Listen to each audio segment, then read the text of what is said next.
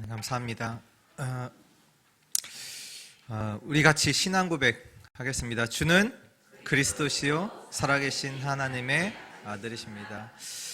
이 고백한 자를 하나님께서 그리스도의 반석 위에 교회로 세워주십니다.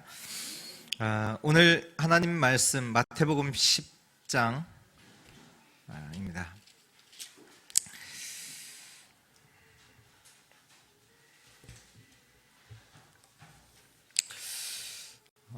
우리 10장 우리 16절부터 23절까지만 우리 같이 교독하겠습니다. 16절부터 23절까지 한 절씩 교독합니다. 보라, 내가 너희를 보냄이 양을 이리 가운데로 보냄과 같도다. 그러므로 너희는 뱀같이 지혜롭고 비둘기같이 순결하라. 사람들을 삼가라. 그들이 너희를 공의에 넘겨주겠고 그들의 회당에서 채찍질하리라.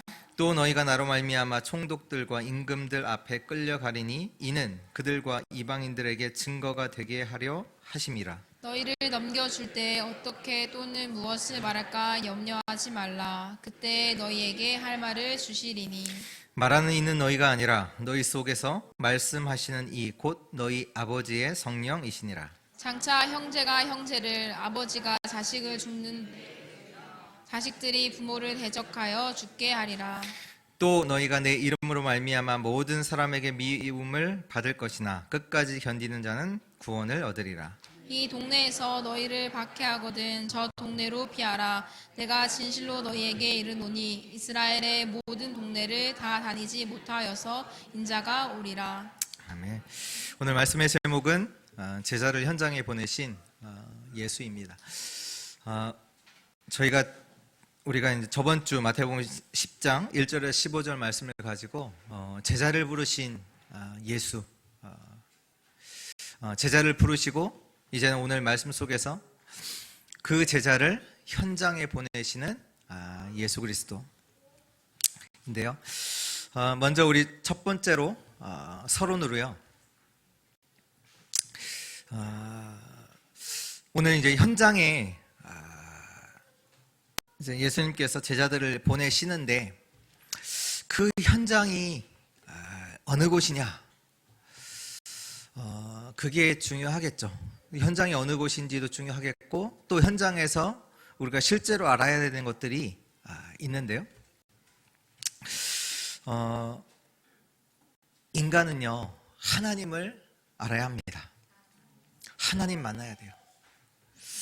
그런데 사람들이요 하나님을 알지 못하고 뭘 아냐? 좋은 자리, 좋은 사람, 뭐 좋은 대학, 좋은 직장에 대해서는 잘 알죠. 좋은 대학 가야 되고 좋은 직장에 들어가야 되고 또 좋은 사람 만나야 되고 좋은 일이 있어야 되고 그것은 잘 알아요. 근데 하나님은 몰라요. 창세기 3장에 보면 하나님께서 말씀하신 선악과 따먹지 말라는 그 선악과를 따먹음으로 그때부터 인간에게 완전히 문제가 왔죠. 그러니까 인간이 하나님을 모르게 된 인간이 하나님을 떠난 인간이 하게 된 행동이 있어요. 창세기 3장 10절에 보면 내가 동산에 하나님의 소리를 듣고 내가 벗었으므로 두려워하여 숨었나이다. 하나님이 먹지 말라 한 그 선악과를 따먹고 나서 아담과 하와가 한 행동이 있다니까요. 자기가 벗었음을 알고 부끄러워서 나무 뒤에 숨어요. 두려워서 숨어요. 지금 자신이 이제 부끄럽고 두렵다라는 것을 그들이 알게 된 거예요. 하나님을 떠난 순간부터 알게 된 거죠. 그래서 사람들은 뭐 하냐? 부끄러운 나의 모습을 감추기 위해서 치장합니다. 포장해요. 뭘로요? 좋아 보이는 것으로. 세상에서 말하는 그 좋은 것으로요 다 치장하고 포장하고 해서 사람들을 속여요. 실제로 자기는 자기가 아무것도 아닌 거 알거든요. 자기에게 많은 문제가 있다는 거 알아요. 근데 그것을 들키지 않기 위해서 세상에서 말하는 좋은 것으로 늘 포장해요. 숨겨요. 또 뭐 하냐? 그 마음속에는 두려움이 있어요. 그래서 뭐 합니까? 세상의 물질, 세상의 성공을 계속 쌓아가요. 왜? 두려우니까. 앞으로 어떻게 될지 모르잖아요. 그러니까 왜 사람들이 물질에 목을 매고 성공에 목을 매냐? 두려우니까요. 이런 일들을 하는 곳이 현장입니다. 지금 사람들이 지금 이런 일만 하고 있어요. 부끄러워서 두려워하여 숨은 그 인생을 드러내지 않는 인생을, 영적 문제 가운데 있는 그 속에서 살아가고 있죠. 그러나 구원받은 자에게 현장은 어디입니까? 이건 불신자들이, 하나님 모르는 자들이 하는 현장이고, 구원받은 자에게 있어서 그 현장은 어떤 곳입니까? 성공하는 곳이 아닙니다. 그 현장은 어떤 곳이냐?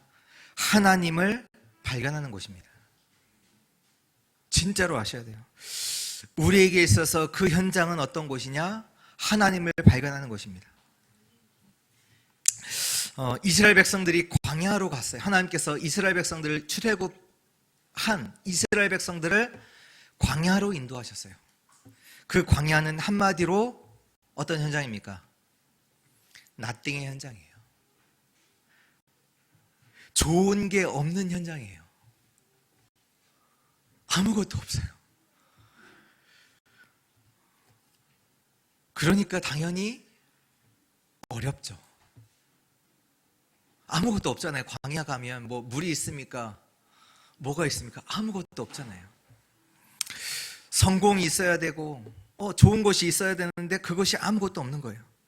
그러니 이스라엘 백성들이 나띵을 발견하고 나서 뭐해요?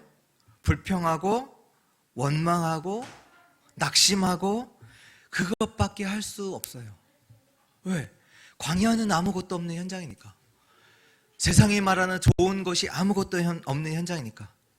그러나 모세에게는요, 모세가 누굽니까? 하나님이 함께하는, 구원받은 모세에게는 어떤 현장이에요? 하나님을 발견하고 하나님을 체험하는 현장이에요. 하나님을 발견하고 하나님을 체험할 수 있는 가장 좋은 현장이 광야입니다. 진짜 믿으셔야 돼요. 왜 그래요? 매일매일 광야에서 하나님이 공급하시는 만나, 매일매일 하나님께서 만나를 공급해 주셨다니까요. 주의 자녀들에게, 주의 백성들에게 하나님께서 그 만나를 매일매일 공급해 주세요. 또 뭐요? 그 이스라엘 백성들이 광야길을 가는 동안은 매일 뭐요? 낮에는 구름 기둥으로, 밤에는 불 기둥으로 하나님이 세밀하게 인도하세요. 그 백성들을, 구원받은 백성들을 하나님께서 세밀하게 구름 기둥으로, 불 기둥으로 인도하심을 확인하는 곳이, 발견하는 곳이 어디예요? 광야. 성막에는 뭐가 있어요? 하나님의 임재가 계시다는 증거로 안개가 그곳에 둘러싸잖아요.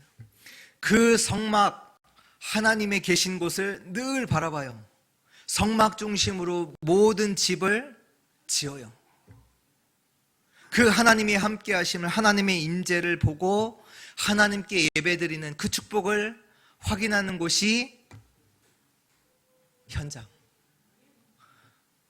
현장이라니까요.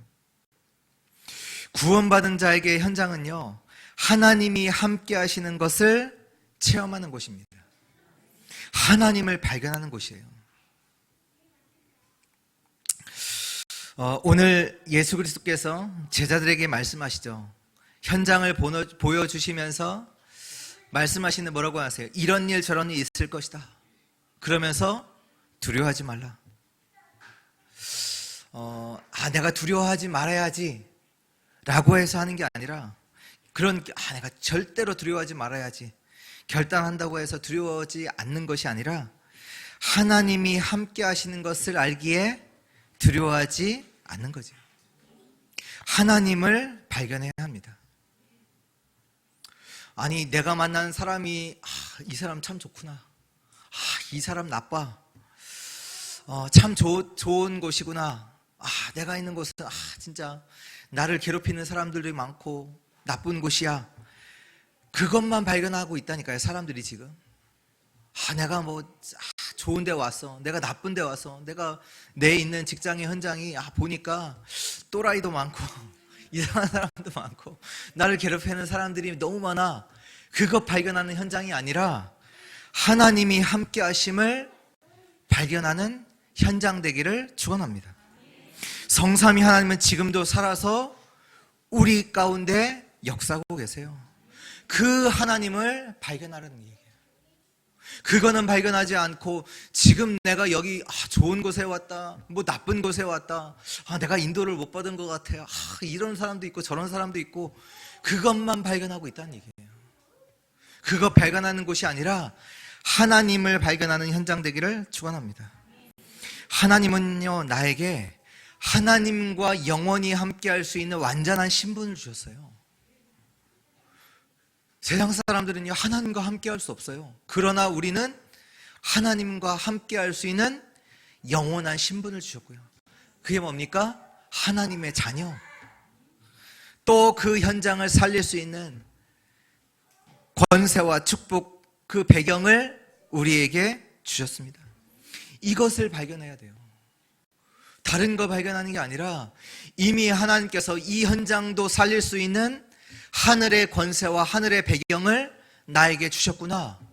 그거 발견해야 돼요. 사람들은요, 그 현장에서 문제만 발견해요. 하나님을 발견하지 못해요. 나와 함께 하시는 하나님을 발견해야 되는데 그거는 발견하지 못하고 문제만 자꾸 확인하고 발견해요. 그러면 두려움에 빠지게 돼요. 두려움에 빠질 수밖에 없죠. 하나님께서 우리에게 왜 문제를 주셨습니까? 왜 어려움 가운데 있게 하셨습니까? 두렵게 하기 위해서? 아니지요. 왜요? 발견하라는 거예요. 뭘요? 하나님이 살아계시구나. 이것이 문제 속에서 발견되는 거예요. 하나님이 나를 인도하고 계시는구나. 이것 발견하라는 거예요. 나를 아시는 하나님께서 완전한 준비를, 하나님이 완벽한 응답을 주셨구나. 이것이 발견하라는 거예요. 이것을 가장 발견할 수 있는 곳이 광야입니다. 왜요? 아무것도 없기 때문에. 우리가 의지할 수 있는 게 아무것도 없어요.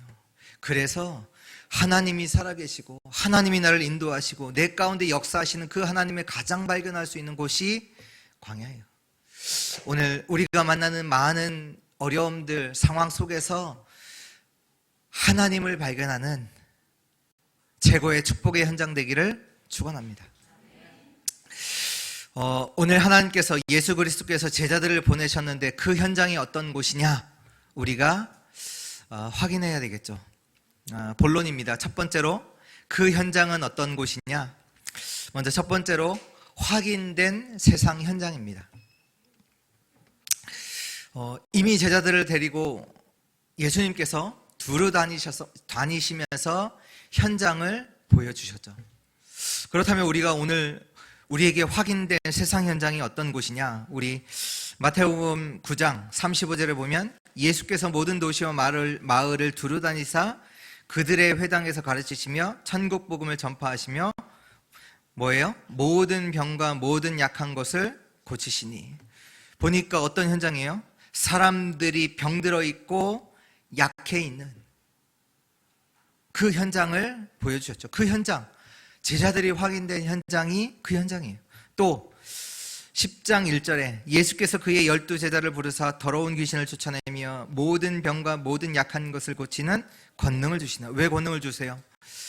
현장이 그렇다는 얘기잖아요. 지금 사람들이 귀신에게 잡혀 있고 모든 병에 고통당하고 있고 약해져 있고 병들어 있는 그 현장에 대해서 제자들이 이제 확인시켜 주신 거고요. 또 8절의 말씀에 보면 병든 자를 고치며 죽은 자를 살리며 나병 환자를 깨끗하게 하며 귀신을 쫓아내되 너희가 거저받았으니 거저주라. 그러니까 병들어 있고 죽어 있고 나병 환자들, 또 귀신에 잡혀 있는 자들. 그래서 오늘 우리가 정말로 현장 속에서 확인돼야 되는 세상 현장이 어떤 곳이냐? 완전히 사람들이 가난, 질병 속에 있는 현장. 병들어 있는, 특히 육신의 질병뿐만 아니라 정신적으로도 정신병, 또 미신 가운데 사로잡혀 있는 현장, 영적 재앙에 빠져 있는 현장을 먼저 확인하셔야 돼요. 또 잘 아시잖아요. 오늘 이 이스라엘 백성들이 어디에 있냐? 강대국 저 로마의 노예포로 속국돼 있죠. 뭐 정확하게 말하면 속국돼 있잖아요. 근데 뭐 강대국에 속국돼 있냐? 그게 아니라 저 눈에 보이지 않는 사단에게 잡혀 있단 말이에요. 지금 모든 사람들이 지금 눈에 보이지 않게 귀신에게 사로잡혀 있는 그 현장을 볼 수 있어야 돼요. 근데 그것들이 뭐 드러나 있는 그 뭐 귀신에 잡혀 있는 드러나 있는 문제도 있지만 드러나지 않게 모든 자들이 잡혀 있단 말이에요. 대표적으로 잡혀 있는 사람들이 누구냐면 바리새인과 지도자들이란 말이에요. 사람들이 지금 그 성공했다고 하는 사람들이 거기에 만족하고 있어요. 좋은 자리, 좋은 성공에 딱 있으면서 뭐해요? 종교 생활을 하잖아요. 지금 자기들이요, 왜 속국되어 있는지 전혀 몰라요. 그 정도로 어두워요. 그 정도로 사단에게 잡혀 있어요.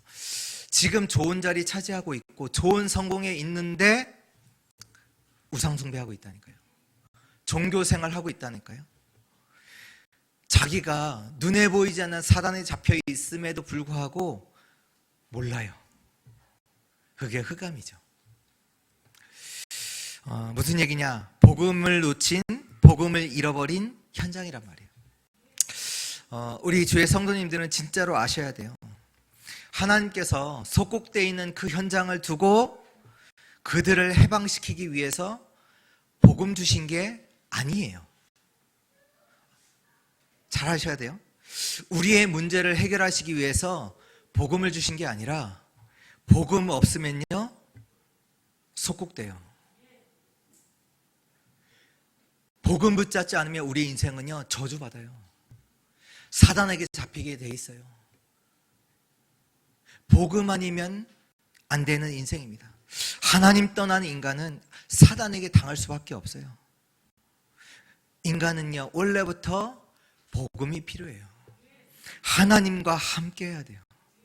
지금 사람들이 복음 떠나서 완전히 노예 속국 포로 돼 있어요. 아셔야 돼요. 또 세상 현장은 어떤 곳이냐? 세 가지 나라가 있죠.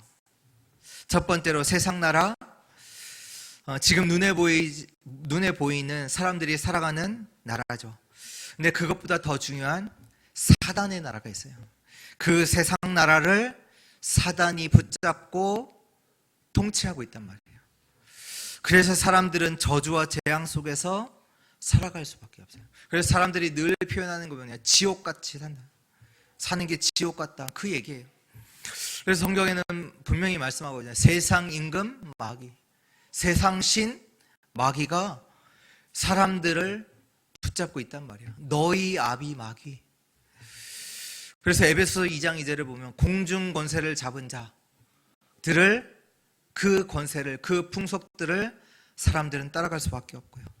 에베소 6장 12절에 보면 하늘에 있는 악한 영들, 그 영들의 통치를 받아서 정사, 권세 가진 자들, 능력 있는 자들이 하늘에 있는 악한 영들의 지배를 받는 그 일이 지금도 일어나고 있단 말이에요. 그러니까 사람들에게 사단의 역사가 일어나고 있어요. 사단의 나라 알고 계셔야 돼요. 또 하나님의 나라가 있습니다. 예수 그리스도의 복음으로만 이 사단의 손에서 완전히 해방받는데요. 이 예수 그리스도로 말미암아 우리 인생이 어떻게 됐냐? 하나님의 통치, 하나님의 역사 속으로 들어가죠. 그래서 분명히 알고 계셔야 돼요. 이 땅에는 세상의 나라, 사단의 나라, 하나님의 나라가 있다. 이것을 세상 현장 속에서 분명히 알고 계셔야 되고요. 또 우리가 확인된 세상 현장 속에서 알고 계셔야 되는 게 뭐냐면 종말이에요. 종말. 개인의 종말, 시대의 종말, 지구의 종말 한마디로 합쳐서 모든 사람에게는 미래의 종말이 있습니다. 끝이 있단 말이에요. 끝이. 철로역정에 보면 그 철로역정의 주인공이 누구냐면 크리스찬이잖아요. 이름이 크리스찬이잖아요. 한국 이렇게 번역한 데는 기독도, 그러니까 그리스도의 도를 따르는 사람 이렇게 표현은 됐는데, 그 크리스찬이 살던 도시의 이름이 뭐예요? 장망성이에요. 장망성. 장차 곧 망할 성이란 말이에요. 아무리 우리가 여러분들이 이 땅에서 좋은 곳에 살아도요, 장차 망할 곳이에요. 인간은요 모르죠. 인간에게 한 번 죽는 것은 정한 일이요, 그 이후에는 심판이 있어요. 아무리 건강해도요 죽는 날이 있다니까요. 끝은 있다니까요. 지금 뭐 건강하다라고 하시는 일 아니에요. 약해지고 있다니까요. 착각하지 마시고, 장차 곧 망할 성, 종말이 있어요. 세상 현장은요 아무리 화려하고 아무리 좋은 것으로 꾸며도요 끝이 있다니까요. 지금 이스라엘이요 소국돼 있잖아요. 그것이 끝이 아니에요. 이것만 있는 게 아니에요. 조금 있으면 예루살렘의 성전은 망하고 이스라엘의 백성은 전 세계로 흩어져요. 역사가 그랬잖아요. AD 70년경에 저 로마 장군이 쳐들어와서 저 예루살렘의 그 성전 돌 위에 돌 하나도 남김없이 완전히 이스라엘 백성들이 무너져요. 그때 이스라엘 백성들은 완전히 전 세계에 흩어지게 돼요. 그래서 디아스포라라는 표현이잖아요. 2000년 동안 유리방황을 해요. 말씀대로 종말이 있다니까요. 우리가 뭐 아무리 성공한다, 끝이 있어요.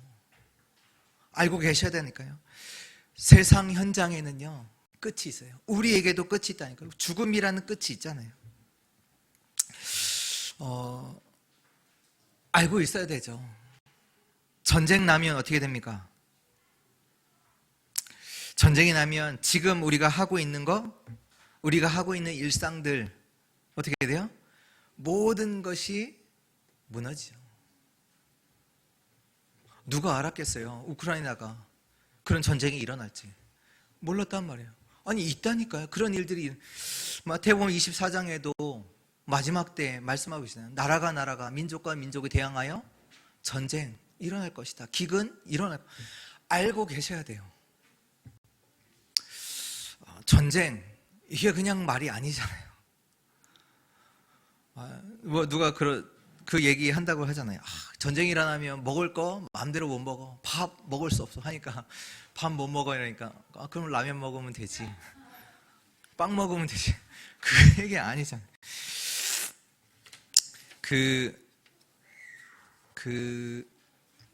캄보디아 아시잖아요. 캄보디아에 그 군사 독재 정부가 들어서면서 그 군부가 장악하면서 무슨 일을 했냐면 민족 그 나라 사람들을 죽이는 일을 했어요. 그 대표 이름이 킬링필드라는 이름 아시잖아요. 어떻게 얼마나 죽였냐? 그러니까 군사 독재 정부가 서니까 사람들을 죽이는데 그 정부에 대항해서 일어날 수 있는 그 지식인들 다 죽인 거예요. 안경 썼다? 죽여요. 왜? 안경 왜 썼어요? 책 읽을 수 있잖아요. 지식인이라는 이유로 안경 썼다는 이유로 죽였어요. 그러니까 그 역사 통계를 보면 인구의 3분의 1 정도가 죽였다는데요. 근데 그게 기록되어 있는 거지 실제로는 인구의 전체 인구의 반을 죽였어요. 반을 죽였다라는 얘기는 그것만 있다는 얘기가 아니라 뭐가 있어요? 그 남은 자들은 어떻게 했어요? 제가 미국에서 만났던 할아버지인데 그 캄보디아 그 킬링피드를 지나서 살아남았던 그 분은 뭐라고 하냐면 지금도 나는 날마다 악몽을 꾼다고. 그러니까 일평생 그 죽음이라는 거에 트라우마에 일평생 시달려요. 그냥 끝나는 게 아니라니까요. 이런 문제가, 현장에 있는 문제가. 그리고 캄보디아 후대 공부하지 않아요. 왜? 공부한다고 죽었다는 그 상처, 그 유산이 후대들에게 계속돼요. 후대들 공부 안 한다니까요. 그 고등학교 그 가장 공부 안 하는 친구들이 누구냐? 캄보디아. 안 해요. 왜? 공부했다는 증거로다가 죽었잖아요. 그 상처가 그 후대 가운데 계속돼요. 여러분들, 우리 후대에게요, 전쟁은 아니지만 노예 포로 속고 이것이 삶에 계속돼요. 오늘 진짜로 아셔야 돼요. 우리 현장에 이 일이 계속돼요. 확인하셔야 돼요. 내가 살아있다, 괜찮냐? 아니에요. 이런 일들이 계속된다니까요. 확인하셔야 돼요. 복음이 없는 현장, 저주와 재앙이 임한 현장, 사단에게 장악된 현장, 이거 확인하셔야 돼요. 이거 봐야 돼요. 이걸 봐야 오직 복음이 아니면 안 되는 이유를 실제로 붙잡게 돼요. 그 전까지는 복음 필요 없다니까요. 진짜 현장 속에서 확인되셔야 된다니까요. 내 속에서 확인돼야 된다니까요. 복음이 없는 현장, 저주와 재앙 가운데 있는 현장, 사단에게 잡혀있는 현장, 이 현장을 보도록 예수 그리스도께서 제자들과 함께 두루 다니신 거예요. 아, 좀 병들어 있다, 그거 보려는 게 아니에요. 완전히 사단에게 잡혀서 노예되어 있는 저 현장, 저주 가운데, 재앙 가운데 있는 현장, 그냥 누가 병들었다 그 얘기가 아니라니까요. 그리고 그 현장에 예수님이 오늘 제자를 보내신 겁니다. 오늘 16절에 보니까요, 보라, 내가 너희를 보냄이 양을 이리 가운데로 보냄과 같도다. 예수님께서 제자를 보내시는데 이리 가운데 보내는 것 같다. 양을 이리 가운데 보내면 어떻게 돼요? 어떻게 돼요? 당연히 죽어요. 당연히 죽는데 보내세요. 보내셨잖아요. 양을 이리 가운데 보내면 100% 죽어요. 근데 보내세요. 그렇다면 우리가 여기 속에서 언약 붙잡아야 돼요. 예수께서 우리를 보내신 현장은 어떤 현장입니까? 두 번째로요, 하나님이 함께 하시는 현장입니다. 하나님이 함께 하시는 현장입니다. 여기에 말씀에 확정을 하시고 현장 가셔야 돼요. 이 말씀을 언약으로 붙잡고 약속으로 붙잡고 가셔야 돼요. 이거 없이 가면 죽음이 있는 현장이에요. 죽음이 있다니까요. 아, 잘 되겠지. 아니라니까요. 양을 이리 가운데 보내요. 여러분들이 말씀에 확정이 있지 않고 가시면 다 죽어요.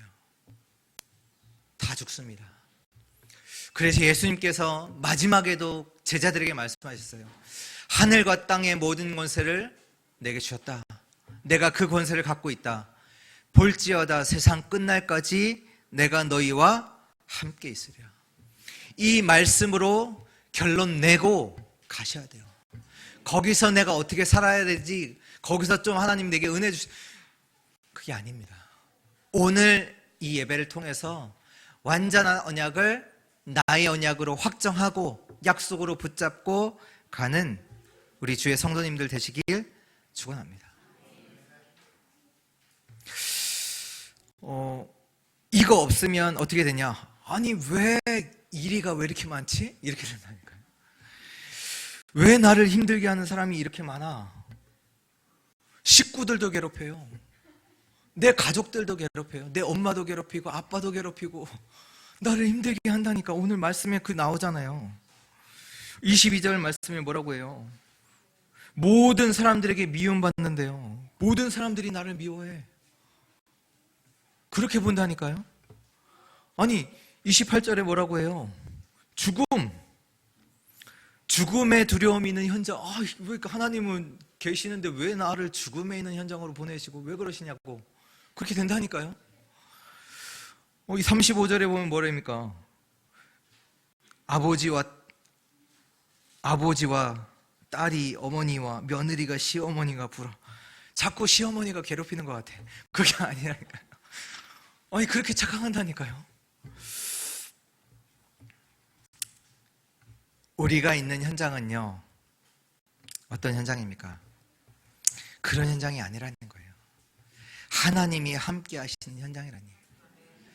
그렇다면 그 이리가 많은 것 같고, 모든 사람이 미워하는 것 같고, 불화가 있는 현장 같고, 나를 죽이는 그 사람들이 있는 현장 같지만, 하나님이 함께 하시는 현장, 이 말씀의 언약을 확정하고 가시는 사람들에게는 어떻게 현장이 보이는지 아세요?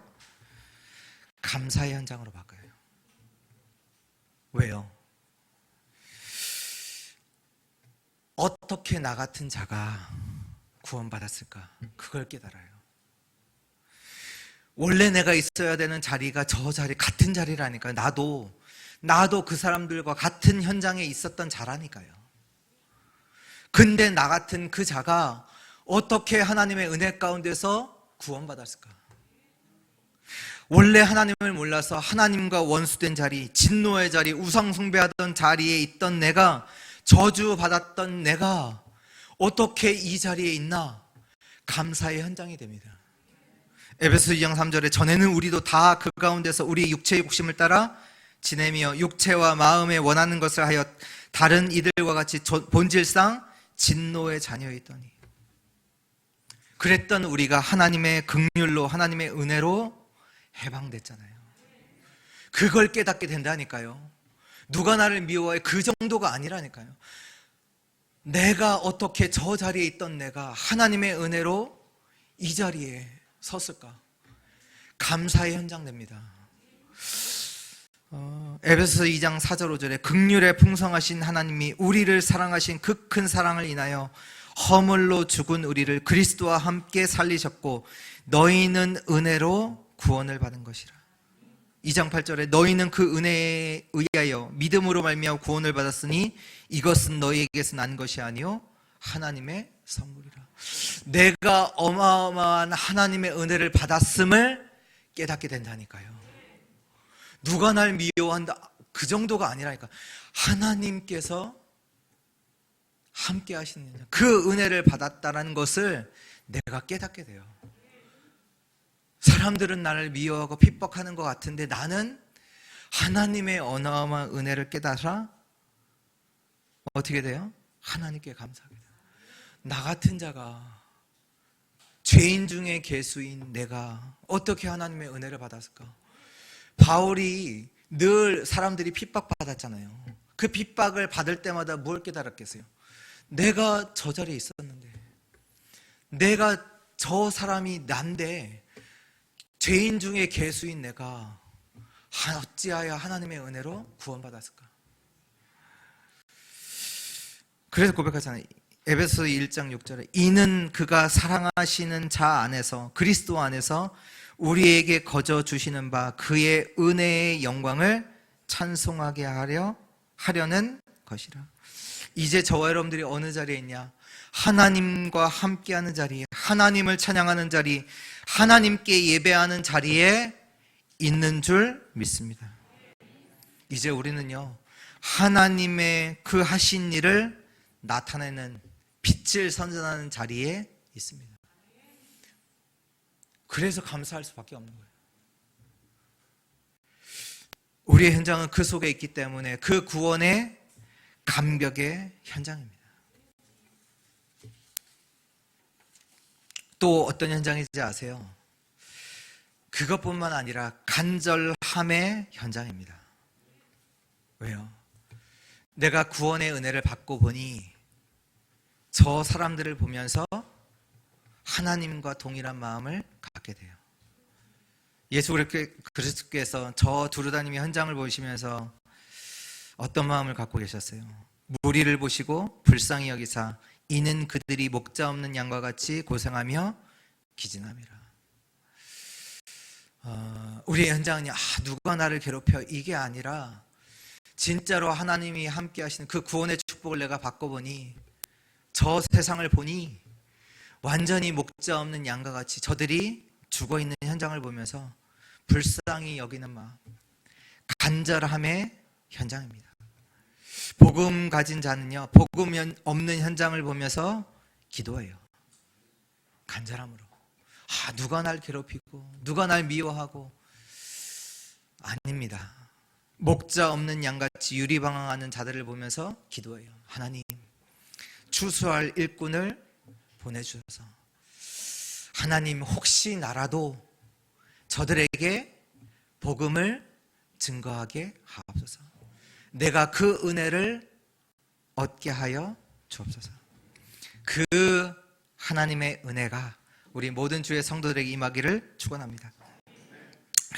예수 그리스도께서 우리를 보내신 현장은 어떤 현장입니까? 세 번째로요, 하나님이 보내신 현장입니다. 하나님이 보내신 현장이에요. 그렇게 알아야 돼요. 우리 10장 9절에서 11절의 말씀을 뭐라고 말씀하시냐? 너희 뭐 전대나 금이나 은이나 동이나 뭐 여행을 위해서 배낭, 옷, 지팡이 다 가져가지 말라. 그 얘기는 뭡니까? 염려하지 마라, 그 얘기잖아요.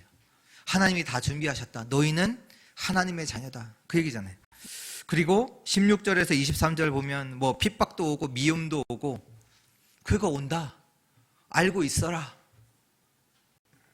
알고만 있으셔도 돼요. 그리고 또 24절부터 33절에는 심지어 그것만 있는 거야. 죽음도 와요. 죽음도 올 수 있다. 그러면서 말씀하고 계시죠. 28절에 보니까 너희를 죽음 가운데 하는, 죽음으로 몰고 가는 그 사람들 두려워하지 말고 영혼을 주관하시는 하나님을 두려워해. 그 얘기는 뭐냐? 두려워하지 말라는 거예요. 지금 사람들이 막 너희를 어렵게 하는 거 두려워하지 말라. 왜요? 29절에서 30절 뭐예요? 참새 2마리가 한 아사리온에 팔리는 거 알지 않냐? 하나님께서 허락하지 않으면 하나도 땅에 떨어지지 않아. 너희에게는 머리털까지 세신받으신 그 하나님, 너희는 뭐예요? 이 참새보다 귀하지 않냐? 하나님의 여러분 보시도 얼마나 귀해요. 그걸 두려워하지 말라, 그 말씀을 하시고요. 또 34절부터 39절에는 뭐 나옵니까? 심지어는 가족을 통해서도 핍박이 온다 말씀하시고, 그러면서 십자가를 지고 예수님을 따라가라. 예수님을 따르라. 그러면 생명을 얻을 것이다. 그리고 40절에서 42절의 말씀은 전도자의 상급이 있다. 너희를 영접하는 것은 그리스도를 영접하는 것이고 그리스도를 보내신 하나님을 영접함과 같다. 그러시면서 냉수 한 그릇도 상을 잃지 않는다. 무슨 얘기입니까? 전도자의 여정을 알고 계셔야 합니다. 전도자의 여정이 있어요. 이게 전도자의 여정이에요. 뭐 이런 일 저런 일 있어요. 아무것도 없을 수도 있어요. 염려하지 마. 하나님이 준비하셨어. 핍박, 미움 올 수 있어. 알고 있어. 그러나 진짜로 너희의 생명을 주관하신 하나님을 바라봐. 그거 두려워하지 마. 하나님이 너희를 귀하게 여기신다. 하나님이 허락지 않으면 하시면 저들이 너 어떻게 할 수 없어. 하나님께서 절대 주권 믿어. 그리고 너희가 하는 모든 것, 작은 거 하나라도 상급이 있어. 하나님이 보내신 현장, 그 속에는요 이런 여정이 있어요. 알고 계셔야 돼요. 그리고 언약을 잡으세요. 말씀 잡으세요. 이 잡은 언약이 없다면 염려, 두려워하게 돼요. 당연히 두려워할 수밖에 없죠. 그래서 바울이 언약을 붙잡았잖아요. 빌립보서 4장 12절 13절에 뭐라고 고백합니까? 나는 비천에 처할 줄도 알고 풍부에 처할 줄도 알아. 모든 일, 배고픔과 풍부와 궁핍에도 처할 줄 아는 일체의 비결을 배워너라 라고 하면서 내게 능력 주시는 자 안에서 내가 모든 것을 할 수 있느니라. 그리고 4장 19절에 나의 하나님이 그리스도 예수 안에서 영광 가운데 그 풍성한 대로 너희 모든 쓸 것을 채우시리라. 진짜로 언약 붙잡으세요. 언약 없으면요 다 속아요. 두려워할 수밖에 없어요. 하나님께서 보내신 그 현장, 우리는요 언약 가지고 믿음 가지고 그 현장에 가는 겁니다. 두려워하지 마. 염려하지 마. 왜? 너는 하나님의 자녀야. 그리스도의 제자야. 그리스도의 보냄받은 자야. 여러분들은 누구냐? 하나님이 보실 때 참 귀한 자입니다. 귀한 사람이에요. 31절에 그 얘기예요. 여러분들은 하나님 보실 때 가장 귀한 자입니다. 승리하는 여러분 되시기 바랍니다. 결론입니다. 우리 렘넌트, 오늘 렘넌트의 날이니까 렘넌트들에게 당부합니다. 당부하는데요. 세 가지. 우리 전에도 우리 메시지 주셨지만 세 가지. 첫 번째, 두려워하지 말라. 어떤 상황에도 두려워하지 말라. 사람들이요 보통 그 두려워하기 때문에 두려움 속에서 자기도 모르게 이렇게 이상한 일들을 하기도 하거든요. 특히 또 잘못하면 우리 렘넌트들이 있는 걱정 중에 뭐가 있을 수 있냐면 미래에 대한 걱정들이 있을 수 있거든요. 말은 않지만 여기에 잘못하면 딱 사로잡혀요. 그러니까 뭐 여기 예배는 조금 이렇게 하고 조금 놔두고 내가 뭔가 미래를 준비해야 되는 것처럼 이렇게 하다가 거의 이제 교회 떠나는 그런 일들 올 수 있죠. 우리 렘넌트들 확신하셔야 돼요. 여러분들은 누구냐? 하나님께서 부르신 자들이에요. 담대하세요. 어떤 상황이 와도 담대해야 돼요. 문제 와도요? 괜찮아요. 왜요? 요셉이 망했습니까? 괜찮아요. 감옥에 갔어요. 망했어요? 괜찮아요. 왕이 평생도록 자기를 죽이려고 군대를 데리고 쫓아다녔어요. 자기는 계속 도망다녔어요. 망했나요? 아니요. 두려워하지 마세요. 착각하지 마세요. 두려워하지 마세요. 또 부러워하지 마세요. 우리가 잘못하면 다른 사람들과 비교하잖아요. 부러워하지 마세요. 왜냐? 하나님은 우리 렘넌트에게 주신, 개인에게 주신 하나님의 언약이 있어요. 그 언약을 하나님이 이루세요. 부러워하지 않아도 돼요. 하나님이 주신 언약이 있다니까, 여러분들에게는. 하나님이 우리가 잘 아는 CVDIP가 있다니까요. 하나님의 절대가 여러분들 속에 있다니까요. 오늘 말씀처럼 여러분들의 과거, 현재, 미래 하나님의 절대가 있다니까요. 그렇기 때문에 다른 사람 부러워하지 마세요. 또 마지막으로 우습게 보지 마세요. 지금 세상과 사단은 우습게 볼 존재가 아니에요. 보통이 아니라니까요. 너희 대적 마귀가 우는 사자와 같이 두루다니며 삼킬 자를 찾는다고 했어요. 우습게 보지 마세요. 이 말씀을 우리 렘넌트들, 모든 성도님들께 당부의 말씀을 드리고요. 예수님께서 보면 제자들을 보고 막 돈을 주면서, 어마어마한 돈을 주면서, 세상 만물이 주님 거잖아요. 돈을 주면서 현장에 제자들을 보내신 게 아니에요. 예수님은 먼저 말씀을 주시고 제자들을 현장으로 보내셨어요. 그게 답이에요. 돈을 줘서 제자들을 보내신 게 아니잖아요. 심지어는 그것도 가져가지 말라고 하셨어요. 예수님은 먼저 말씀을 주시고 제자들을 현장에 보내셨거든요. 말씀대로 되게 있어요. 그래서 우리의 현장은 어떤 곳이냐? 그 받은 말씀을 확인하는 곳이에요. 그래서 우리가 하나님을 발견하는 거예요. 그러니까 현장에서 말씀은 성취되는 곳이거든요. 그래서 뭐 하냐? 매일 날마다 준비하세요. 뭘요? 말씀과 기도를 준비하셔야 돼요. 정확한 말씀을 붙잡고 가셔야 돼요. 현장에 그냥 가는 것이 아니라 정확한 말씀을 붙잡고 가셔야 돼요. 왜냐? 하나님께서 여러분들에게 여러분들이 있는 현장에 정확한 말씀을, 맞는 말씀을 매일 주십니다. 그래서 말씀을 먼저 확인하셔야 돼요. 그리고 그 말씀을 붙잡고 있으면 여러분들이 현장에서는 뭘 확인하냐면 그 말씀이 답이구나, 말씀이 능력이구나, 말씀이 응답으로 발견되고 체험돼요.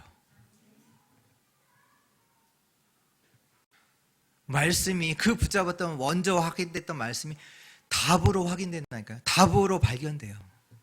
답으로 체험돼요. 또 기도 속에 있어야 돼요.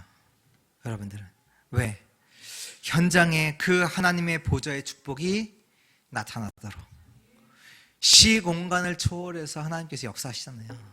아침에 기도 속에 있어야 돼요. 그러면요, 현장에 보좌의 축복이, 하나님의 역사가 나타나요. 그거를 발견하게 돼요. 그거를 현장에서 우리는 확인하는 거예요. 하나님이, 나는 여기에서 이 아침에 기도했는데 하나님은 보좌와 시공간을 초월하여 내가 있는 현장에 역사하시거든요. 빛으로 역사하시거든요. 말씀과 기도 속에 있으면 하나님의 역사는 반드시 일어납니다. 하나님이 증거 주세요. 그러면 여러분들은 증인됩니다. 그러면 여러분들은 땅끝까지 갑니다. 오직 성령이 너에게 임하시면 너희가 권능을 받고 예루살렘과 온 유대와 사마리아와 땅끝까지 이르러 내 증인이 되리라. 이 말씀의 성취를 보는 우리 주의 성도님들 되시기를 축원합니다. 하나님 감사합니다. 오늘 제자들을 현장에 보내신 그 예수 그리스도, 그 말씀으로 우리를 언약 붙잡게 하신 하나님께 참으로 감사합니다. 우리가 있는 현장은 하나님이 함께 하시는 현장이요, 그 하나님을 발견하고 체험하는 현장 되게 하시니 참 감사합니다. 언약을 붙잡게 하시고 흔들리지 않게 하시고 그 현장을 살리는 여정을 걸어가게 하여 주옵소서. 우리 주 예수 그리스도의 이름으로 기도합니다. 아멘.